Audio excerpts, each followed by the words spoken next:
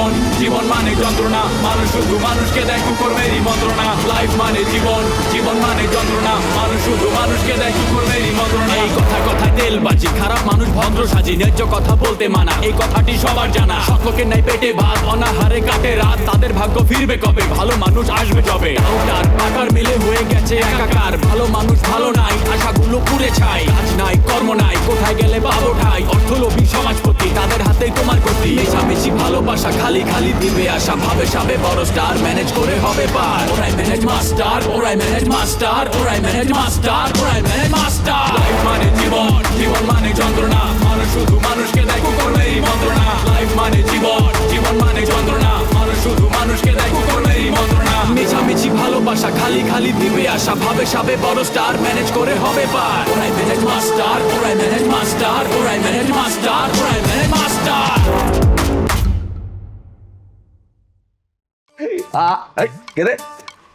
5 মিনিটের ভিতরে এই বাড়ির সামনে থেকে বিদায় হবি, নাইলে একদম গুলি করে প্যাট ঝাঁঝা করে ফেলাম।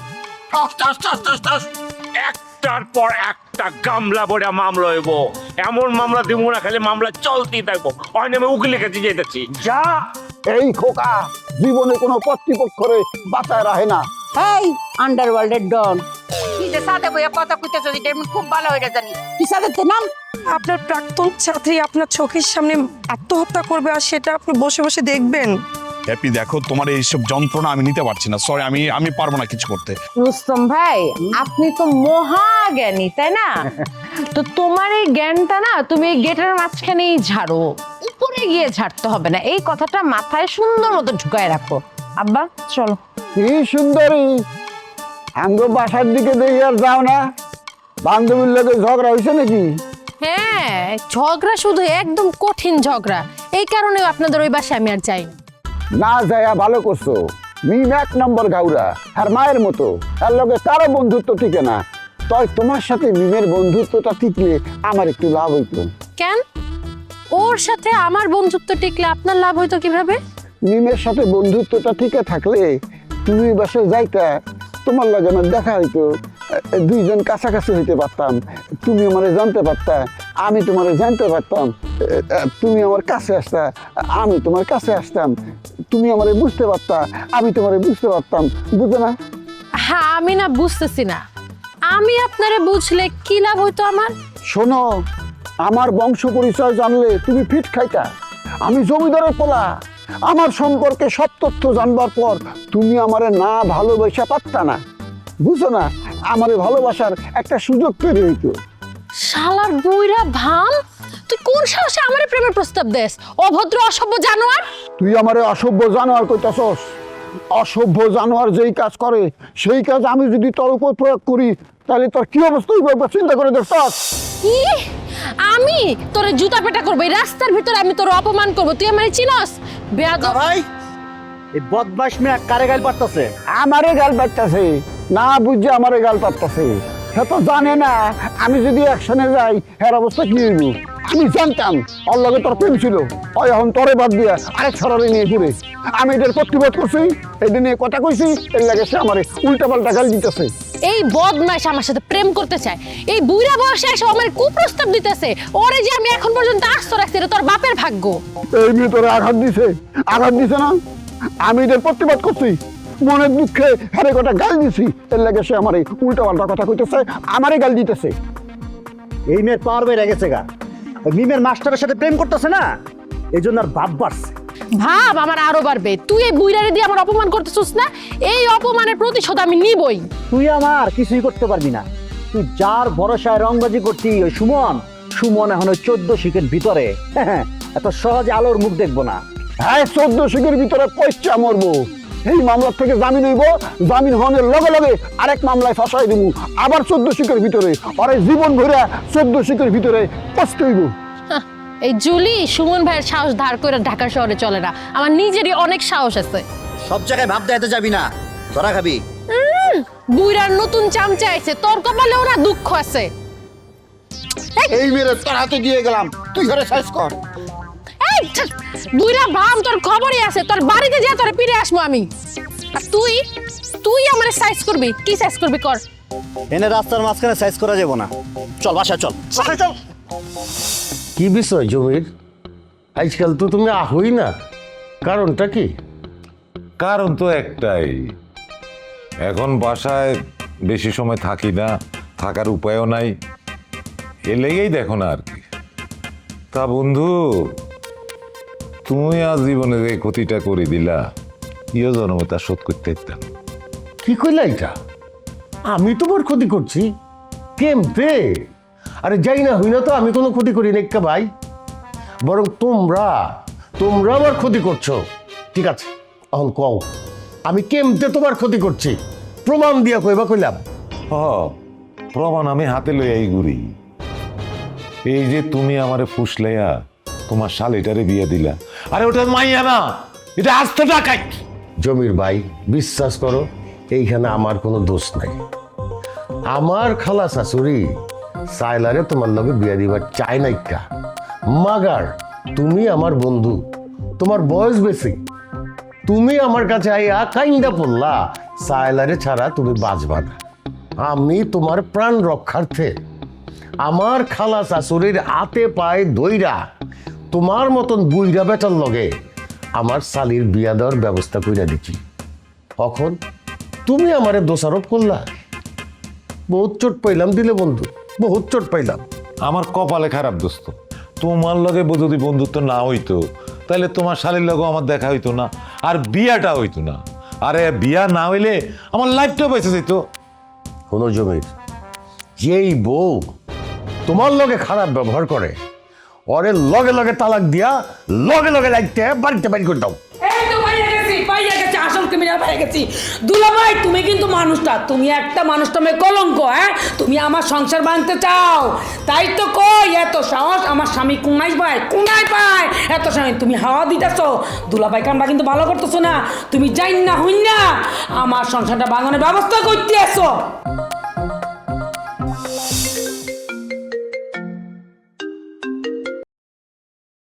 হ্যালো, কে বলছেন? মিম, আম্মা কই? আম্মা? কার আম্মা? কে আম্মা? আপনি কে? আম্মা মানে খালাম্মা কই? আমি সাদ্দাম। আমার গলা তুমি চিনতেছো না মিম? খালাম্মা তো আমার আম্মার মতো। এই খালাম্মাকে খালাম্মা বলবা, খালাম্মাকে আম্মা বলে ঝামেলা করবা না। এটা ঝামেলার কি আছে? খালাম্মা যে চিন্তা ভাবনা করতেছে ওই চিন্তার লগে যদি তুমি একমত হও তাহলে তো মনে করো যে খালাম্মা থেকে আম্মা হয়ে যাবো গা।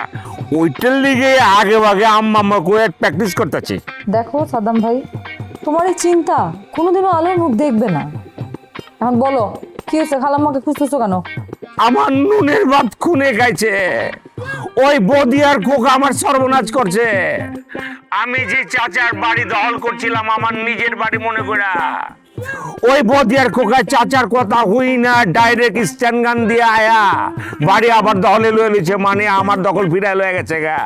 আমি এখন কি করম?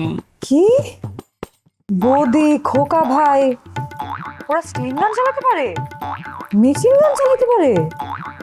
কি বলতেছো এটা তুমি? আরে এই বদি আর খোকা হইতেছে সন্ত্রাসী গ্রুপের লোক, অগো যখন দেখবা না 100 গজ দূরে 8 পা, বুঝছো? তোমার যদি হ্যাঁ কোকা পছন্দ হয়ে যায় তাহলে কোনো ডাইরেক্ট চুলি থাপ্পা দিয়া ধরে নিয়ে বিয়ে করে আলাইবো। কিন্তু হ্যাঁ, আহর বিয়ে করা এত সহজ না। কিন্তু ওদের দেখলে তো সন্ত্রাসী মনে হয় না, স্বাভাবিক মানুষ মনে হয়। আমার মনে হয় কি তুমি ভুল কিছু শুনছো অথবা ভুল বুঝতেছো। আরে ভুল বুঝুম কি লেগা? আমার পক্ষের লোকজন অগো দুইটারে দেখা লেজ গুটিয়ে পলাইছে, অন বুঝতেছো না? আমার মাথা পারি না। কও তুমি অন্যের মাথায় বাড়ি দাও, তাই তোমার নিজের মাথায় বাড়ি পড়ে। এখনো সময় আছে, বুঝছো? ভালো হয়ে যাও, নাহলে তোমার কপালে শনি আছে। মিম, তুমি আমার কষ্টের সময় আবার এরকম করে হিট করে কথা কয়া আমার আরো কষ্ট দিও না প্লিজ। ফালতু কথা কইবা না সাইলা, তুমি স্বামীরে ঝাড়ির উপরে রাখো, স্বামীরে সম্মান করো না, উল্টা স্বামীরে তুমি তুই তুই করে রাখো। হ্যাঁ, আমি হলে তো বহুত আগেই তোমারে লাত্তি দিয়ে বাইর করে দিয়া সংসার ভাঙ্গা দিতাম। তুমি তো আর সংসার ভাঙানোর চেষ্টা করতেছো। আর ও খুব ভালো, আমারে খুব ভালোবাসে। এ রে তুই আরে ফার্ম নিচ্ছে, তুই ফার্ম দিয়ে লাভ নাই। আই তোরে তালাক দিয়া এ বাইতন বাড়িয়ে যাইম। আর এই যে দুলাভাই আই কিন্তু এই কলঙ্কিত এরকম অকর্ম স্বামীর লগে সংসার করতেন না। হেতার দোষ দিয়া লাভটা কি? হেতার তো দোষ নাই, সব দোষ আন্নের। আন্নে হেতারে ফাসলাইয়া নষ্ট করতে আছেন। কপাল তো আমার কপালের দোষ, আর কপালে হিতে দিইনি। এই তুমি বি আমার কম ক্ষতি করো নাইকা। তুমি আমার ভাতিজারে ফুসলায়া আমার বিরুদ্ধে লাগাই দিছো, আমার ক্ষতি করার লেগা তারে হুলাই দিছো। তুমি আমার সালি দেখা আমি তোমারে এখন তো কিছু কই নাই, মাফ কইরা দিছি। এই তো সত্য কথা বাইরে গেছে। হারে দুলা বাইরে, কেনে কেনে তুমি এতিমের হক মারি খাইতে এসো? তোমার কি একটু বুকটা কাঁপে না? এই সাইলা, তুমি আমার পরিবার সম্বন্ধে কি জানো? হ্যাঁ, আমি তো তোমাকে বারবার কইছি সাদ্দামের বাপের থেকে ওই বাড়ি আমি কিনা রাখছি, দলিল বি আছে, সব কিছু আছে। ওই জমির ওই কথা কথা খেলা, হ্যাঁ চুপ করে আছো কে? আরে এই কথা তো আমি কইছি, আর কথা শুনিয়ে তো সাদ্দাম কইছে তোর লগে আরো মামলা আসাই দিব। হাই গেছি, বুদ্ধি হাই গেছি গো, আই বুদ্ধি হাই গেছি। সাবধান মারে উস্কানি দিয়া তো গো দুই বাইরে জেলে ভাত খাওয়ায়েন। দুলা ভাই, তুই আর ক্ষতি করতে চাইছো না? আই তোমারে শান্তি থাকতাম দিতাম না। জমি ভাই, বাঁচতে চাইলে এইটারে অক্ষণ তালাক দিয়া তুমি বাইরে যাওগা, বাড়িতে যাওগা। যাইতাম রে দোস্ত, এই বাড়ি ছাড়ি চলে যেতাম, কিন্তু মাইয়া গাছে এই মাইয়াগার বিয়ে দনের আগে তো যাইতাম হারি না। আমি তোরে কইলাম, এই সুই কইলাম মাইয়াটার বিয়ে হয়ে যাক, তারপরে তীরে তালাক দি আমি এই বাড়ি ছাড়ি চলে যাও, বুঝছো নি? তোমার মাথাটাই গরম করে হালাইটা ভাই, গরম মাথায় তো দাবা বিকালন যাবো না, সব বাইঙ্গা হয়ে গেছে গা। আমার বিয়ে করবা না করবা এটা তোমার পার্সোনাল বিষয়, এলিকে আমার খারাপ ভাববা না। আমি কোনো জমিদারের পোলা, আমি এগুলো সইবার পারি না জানো। ঢাকা শহরে 1 বিঘা জায়গা আমার নামে, বিষয়টা একবার ভাইবা দেখছো কত বড় লোক আমি, কত গ্রাফিটি আমার। আমি তো তোমাকে খারাপ বলতেছি না, তুমি ভাই আছো, তুমি ভাই থাকো। আর আমার যে মনের ইচ্ছা সেটার সাথে আমি একমত না। আমার বন্ধু আছে, আমার একটা জিনিস হিসাবে মিলে না, পোলাগো বন্ধু থাকা পারে, কিন্তু বেগো বন্ধু থাকা মানে একটা ঝামেলা কিছু আছে, এটা আমার হিসাবে মিলতেছে না। কলম মেঘো বন্ধু থাকা মানে অন্য কিছু, হাত ধরাধরি নাচানাচি ড্যাস ড্যাস ড্যাস, আমি এগুলো কইবার চাই না, আমার মুখ দিয়ে আইতাছে না। পোলাগো বন্ধু থাকা পারে, অসুবিধা নেই কা। হ্যাঁ পোলা ওইসবের মধ্যে মিম নাই। আমার হাতকে ধরতে আসলে ওই ছেলের গালের মধ্যে 5টা আঙ্গুলের দাগ পড়ে যাবে। শোনো মিম, তোমার একটা উপদেশ দিই, বিয়ার আগে নাগর থেকে সাবধান, পটায় পুটা হারা কলম তোমারে সর্বনাশ করে হালাইতে পারে, বুঝছো? একবার যদি ধরা খেয়ে যাও সারা জীবন এটা বয়ে বেড়াইতে হইব। হেলিকায় কইতেছি সাধু সাবধান। সাদ্দাম ভাই, বিরাট উপদেশ দিছো, আর উপদেশ দিও না। উপদেশ শোনার মতো ধৈর্য আমার এখন আর নাই। ঠিক আছে, ফোনটা এখন রাখো তো, বাই। আই রাখো, আমারও মন মানসিকতা নাই তোমার জ্ঞান দিমু, এগুলো কথা কম টাইম নেই কা। আমি খালার কথা কইতেছি, খালারে পাইলে আমি কত বুঝি জানাইছি, স্নেহ ভালোবাসা জানাইছি। খালা আমারে বুঝে, আর কেউ বুঝবার চায় না। হ্যাঁ আমার বোঝানোর চেষ্টা করে, হ্যাঁ যদি অবিবাহিত থাকতো আর আমি বিয়া করে হালাইতাম। কি করেছি? এই সাদ্দাম ভাই, তোমার মুখে লাগাম দাও। তুমি কি, তোমার কি মাথা খারাপ হয়ে গেছে? হ্যাঁ, তুমি তো শুধু পাগল না, তুমি তো বদ্ধ পাগল। ইয়েস, আমি বদ্ধ পাগল, আমি পাগলের উপরে পাগল। আমি কি করব? পাগল না উপায় আছে। আমি যে এত বড় লোক, আমার যে এত সম্পদ, সব খেতেছে ছাগলে, যারে আমি ধরতেছি টার্গেট করতেছি ফসকা যেতেছে গা। আমার কোনো উপায় আছে? খালা আমারে বুঝানোর চেষ্টা করে, একমাত্র খালা খালা খালা, যে আমারে বুঝে এতদিন চলতেছে, আমি আরে বুঝে এতদিন চলতেছি। এলিকে আমি অবৈধ কথা আমার মুখ দিয়ে বাইরে গেছে গা, বাড়িতে বাধ্য হয়েছে যে খালায় টার্গেট করছে। খালা আমার মন বুঝে। পুরো কাল্লেও কথা বলতেছিলাম যে আমার মন বুঝে না, দরকার আছে। কি রে ভাই, পাগল নাকি? আমারে নিয়ে কি একটা বাজে কথা বলে ফেলাইলো। মুখের মধ্যে কোনো লাগাম নাই, আর আমার মা এই ছেলের সাথে আমাকে বিয়ে দিতে চায়। বাহ, কি রুচি। আরে নুরজাহান, কই যাইতেছ? হ্যাঁ, মনে তো হয় বেশি দূর যাবা না। মানে কোথায় যাচ্ছ? কিছু আনতে যাচ্ছ নাকি? আচ্ছা, এত প্রশ্ন যদি একসাথে করো, একটা মানুষ কিভাবে উত্তর দিবে?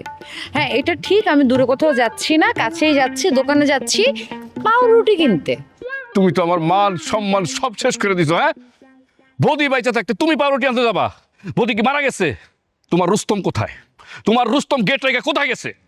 আই, আমার রুস্তম মানে কি? একদম মুখ সামলায় কথা বলবা, মুখে লাগাম দাও, যা আসে তাই বলে দিবা। আর তুমি ভুল বুঝতেছো কেন? মানে তোমার রুস্তম মানে বলছি, মানে তোমাদের গেটের দারোয়ান রুস্তম কোথায়? হ্যাঁ, আমি তো বলতে পারতাম সাদ্দাম বা মাসুদ, এদের নাম বলতে পারতাম, তখন তো তুমি রাইগা যাইতা। এর জন্য বলি নাই। বুঝো না কিছু না, শুধু শাউট করো। দেখো, মাঝ রাস্তায় দাঁড়ায় তোমার সব লেকচার শুনতে কিন্তু আমার এক ফোঁটাও ভালো লাগছে না। তোমার লেকচার কিন্তু আমার একদম সহ্য হচ্ছে না। তোমার লেকচার শুনতে কে বলছে?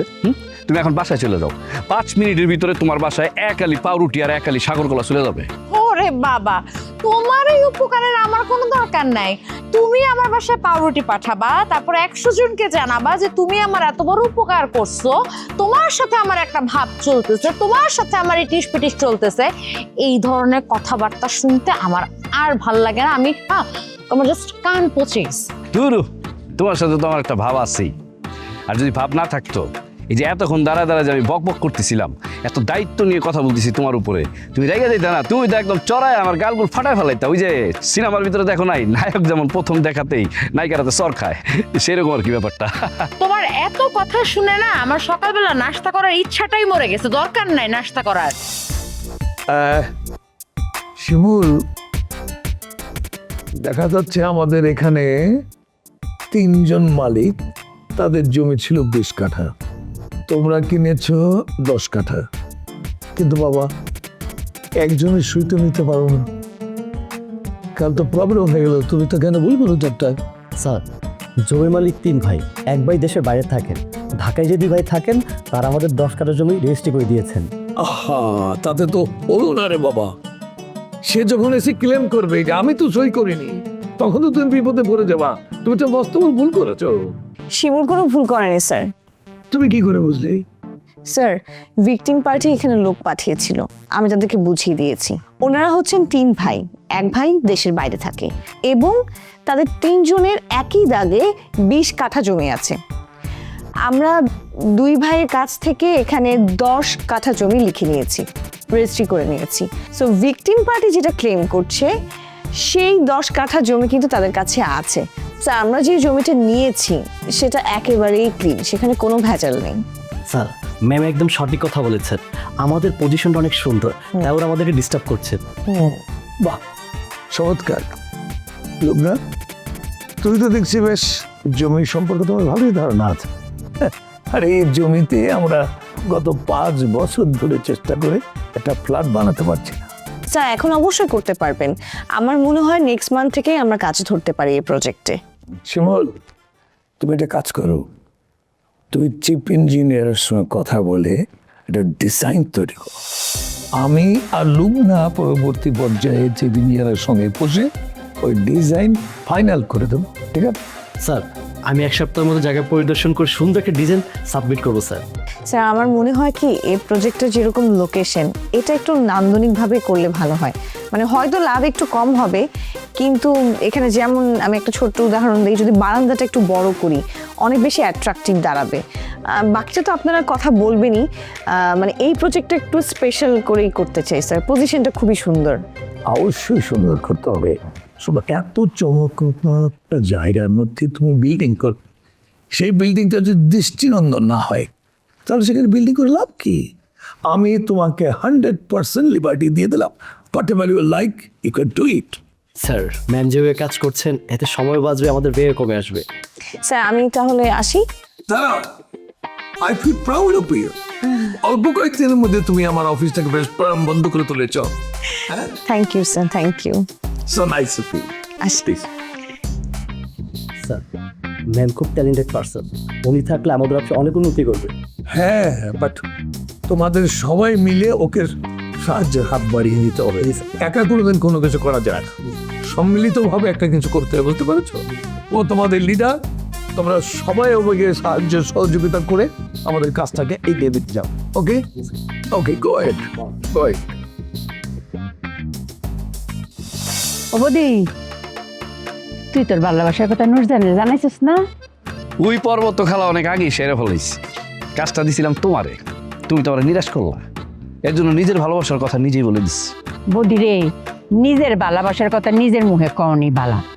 তোরা 2 জনের তো খুব মানাইছে। আর তুই কি ফুলা হিসেবে খারাপ নেই, তুই তো 100-তে 100। এই নুরজাহান, তুই প্রথম অপারে বদিরে কয়টা চর মারছিলি রে? আমি তো এই কুকা আছে না, প্রথম অফার যখন করছে শুরু সময় অক করে ঘুষি যখন নাক পড়াইছি, বালা হইলে খেয়াল করে দিই হ্যাঁ নাক একটু বেহা আছে। খালা তুমি যেটা ভাবতেছো এরকম কিছুই না। আমি বদিকে কেন মারতে যাব? আমি কেন মারবো? বদি তো আমাকে প্রেমের অফার করেই নাই। হে বদি, নুরজান রে কি কথা কইল? হ্যাঁ তাহলে তুই কি আমার কাছে মিস কথা কস? হ্যাঁ আমার কাছে কি বাহাদুরি দেখাস? ও তো দিন হয়ে পড়ছে একটা বাড়িওয়ালার মায়েরে তুই ফটাইতে পারছস না। হ্যাঁ আবার তুই আমার উপরে বেড়াগিরি দে। আরে খালা তুমি কি বলো? নূরজাহান যদি আমাকে ভালো না বাসতো এতক্ষণ কি আর দাঁড়ায় দাঁড়ায় আমাদের কথা শুনতো? হ্যাঁ আর ভালোবাসে দেখি তো দাঁড়ায় আছে, আমরা যা বলতেছি তাই শুনতেছে, মানে তোমার কাছে ধরা পড়তে চায় না। খালা বদি হচ্ছে একটা বাটপার, তোমাকে যা বুঝাইতেছে তুমি তাই বুঝতেছো। মানে বদির সাথে আমার যায়, আমি হচ্ছে এক বাপের একমাত্র মেয়ে, আমার অঢেল সম্পত্তি। আমার পিছনে ছেলেরা লাইন লাগায় বসে আছে, কোটিপতির ছেলেরা বসে আছে। আমি এত সুন্দর সুন্দর ভালো ভালো অফার রেখে আমার বাসায় ভাড়া থাকে এরকম একটা ছেঁচড়াকে কেন বিয়ে করতে যাব? নূরজাহান বালা হলে শূন্য রাখো, কুটি ফুতির ফুলা হলে কলাম বালা ফুলা হয় না। আমরার বদি খুব বালা আর খুব স্মার্ট, এরম ছেলে 1001 এই যে তোমরা দুইজন যে একলগে খাড়িয়ে আসলা, তোমরা দুইজন রে কি যে সুন্দর লাগতেছিল, তোমরা এবার সেরা জুটি। বদিরে তোর লাগিয়া দোয়া রইল। খালা বৌদিকে তুমি দোয়া করলা অথচ আমাকে দোয়া করলো না, ব্যাপারটা কিন্তু ঠিক হইলো না। তোমার লাগে তো আমার দোয়া আছে, তোমরা দুজন মিলে কথা কও, আমি যাই কাছে। হ্যাঁ কথা কও। খালা পুরো জমা দিয়ে গেল বুঝছো। চলো এখন আমরা দুইজনই পাউরুটি কিনতে যাবো। চলো। কি পাউরুটি কিনতে যাবো কেন? আমার সাথে গেলে সমস্যা কি? আমি তো তোমার ভবিষ্যৎ স্বামী। চলো মানুষজন দেখবে, যা সামনে যা। একসাথে হাঁটি চলো।